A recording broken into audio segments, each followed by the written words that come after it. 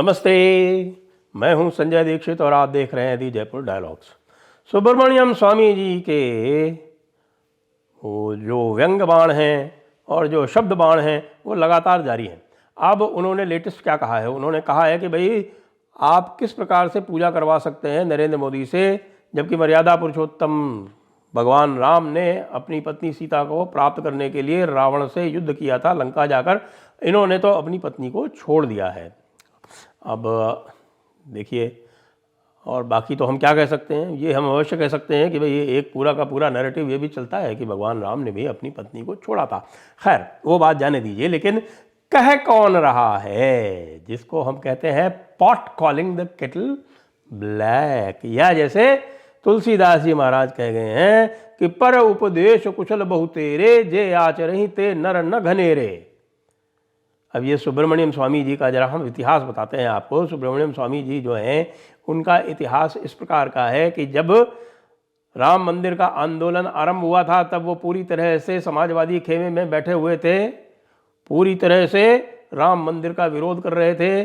जब places of worship act 1991 में लागू हुआ था तो उस समय उन्होंने प्लेसेस ऑफ वर्शिप एक्ट का समर्थन किया था। समर्थन किया था कि नहीं किया था, जरा याद कर लीजिए सुब्रमण्यम स्वामी जी, बातें तो आप बहुत करते हैं। उसके बाद जब 1992 में जब बाबरी मस्जिद को धराशायी किया था हमारे वीर सनातनियों ने, तब हमारे सुब्रमण्यम स्वामी जी क्या कह रहे थे, याद कर लीजिए। तब सुब्रमण्यम स्वामी जी का कहना था कि भाई बाबरी मस्जिद को पुनः उसी स्थान पर बनाया जाना चाहिए। और आपको ये भी याद दिला दें कि भाई पूरी तरह से वो राजीव गांधी के साथ थे। वो चीन के विशेषज्ञ माने जाते हैं। वो कहते हैं, उनका क्लेम है, मुझे पता नहीं, लेकिन वो कहते हैं कि उनको मैंडरिन आती है। उन्होंने राजीव गांधी को ले जाके चीन से जो समझौता कराया था, उसी चीन से समझौते के कारण जो है आज ये स्थिति है कि हम नाथूला जैसा एक्शन नहीं कर पा रहे हैं, क्योंकि नाथूला में चीन की एक बुरी तरह से हार हुई थी। आपको ध्यान हो, जनरल सगत सिंह ने नाथूला में चीन के छक्के छुड़ा दिए थे। उसके बाद से चीन ने कभी भी प्रयास भी नहीं किया कि वो कोई भी हरकत करे। लेकिन राजीव गांधी जी को हमारे सुब्रमण्यम स्वामी जी ने ले जाकर वहाँ पर इस प्रकार का समझौता करवा दिया कि उस समझौते के बाद में आप किसी भी प्रकार के अस्त्र शस्त्र का उपयोग ही नहीं कर सकते हैं, और उसका लाभ उठाकर चीन जो है वो धीरे धीरे, जिसको हम बोलते हैं, वो क्रीपिंग एग्रेशन करता रहता था। अब गलवान के बाद से थोड़ी स्थितियों में अंतर आया है, लेकिन गलवान तक तो लगातार वो इस प्रकार का प्रयास करते ही रहते थे, आपको पता है अच्छी तरह से। तो अब एक और जो है विशेष बात और बता दें आपको। वो विशेष बात ये है कि भाई ये वही सुब्रमण्यम स्वामी हैं। तो अब इन्होंने वैसे तो अंतर्जातीय विवाह ही किया है,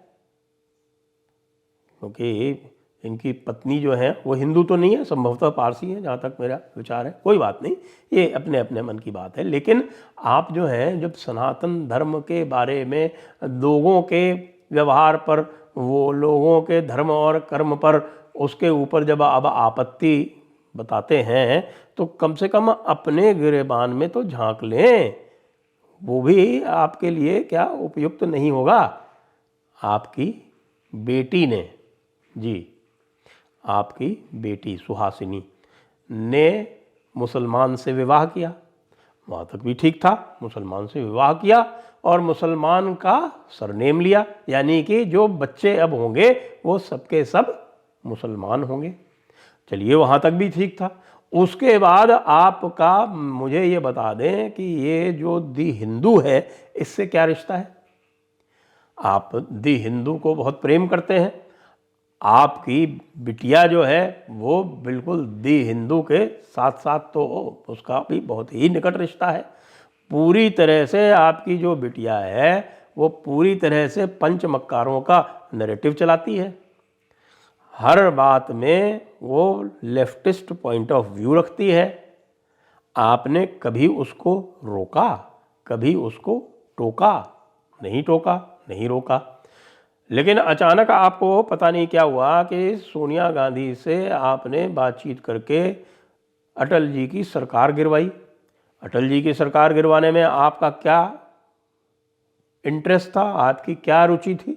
आपकी रुचि उसमें ये थी कि आप पता नहीं कब से लगभग 20-25 वर्ष तो हो गए, तब से आप भारत के वित्त मंत्री बनकर भारत की अर्थव्यवस्था का क्रियाक्रम करना चाहते हैं, यानी उसका सत्यानाश करना चाहते हैं। उसका आपको किसी ने अवसर दिया नहीं।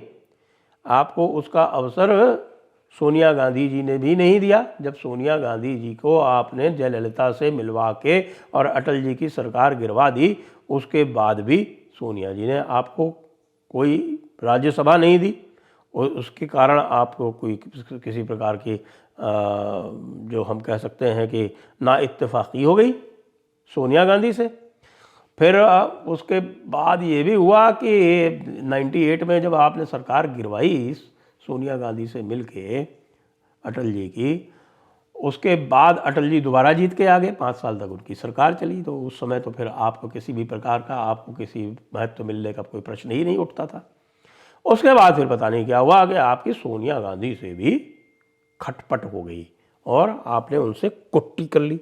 जब आपने सोनिया गांधी से कुट्टी कर ली तो आप सोनिया गांधी के पीछे पड़ गए और ये आप क्लेम करते हैं कि सोनिया गांधी को प्रधानमंत्री आपने नहीं बनने दिया।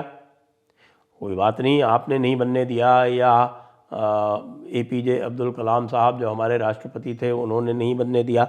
ये एक तथ्य है कि हाँ भाई सोनिया गांधी जो है वो प्रधानमंत्री नहीं बन पाई।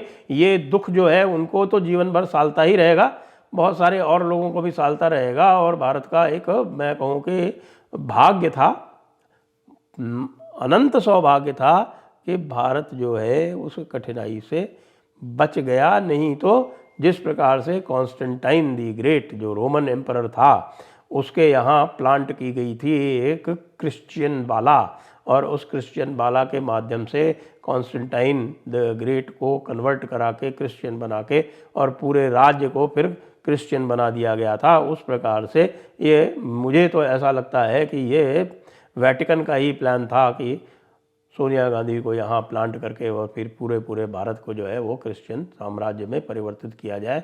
सोनिया गांधी ने जो एक उनका बना हुआ था advisory council, national advisory council, उसके माध्यम से ये सब कार्य करने में कोई कमी नहीं रखी। लेकिन उसके बाद अचानक आप जो हैं वो हिंदू बन गए, सनातनी बन गए, इस तथ्य के जानते हुए भी कि आपके परिवार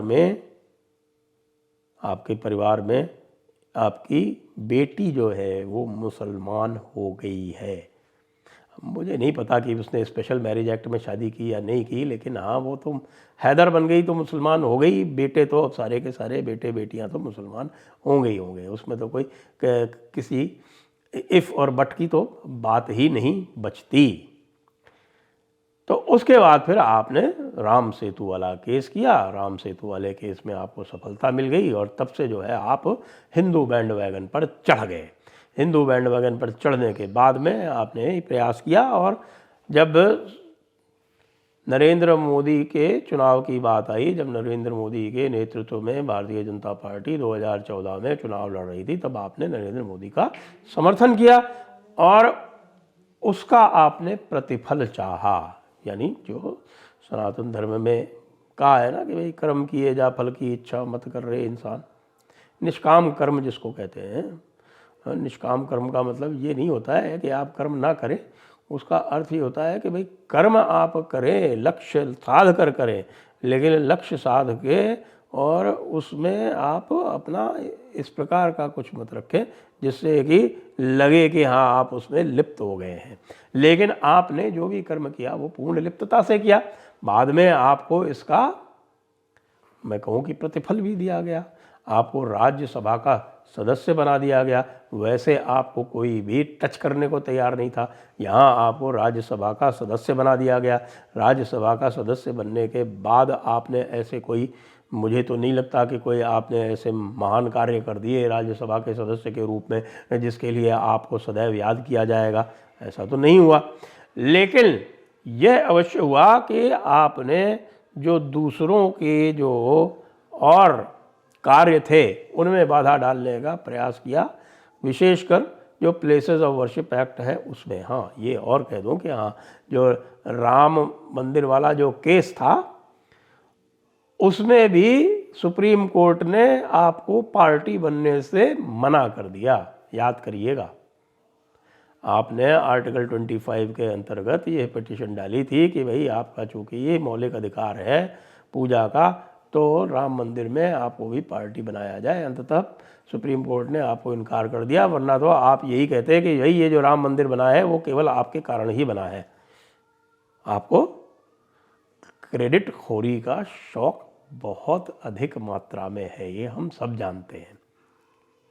और प्लेसेस ऑफ वर्शिप एक्ट के समय आपने हम लोगों पे, मैं उसमें स्वयं इंटरवीनर हूँ, और हम सब कह रहे हैं कि भाई ये प्लेसेस ऑफ वर्शिप एक्ट मूल जड़ से समाप्त किया जाए, तो भी आपने प्लेसेस ऑफ वर्शिप एक्ट को बचाने का प्रयास किया। और बचाने के प्रयास करने के बाद में आपने ये कहा कि भाई प्लेसेस ऑफ वर्शिप एक्ट जो है वो भले रह जाए, केवल 3 इसमें से एग्जेम्प्ट कर दीजिए।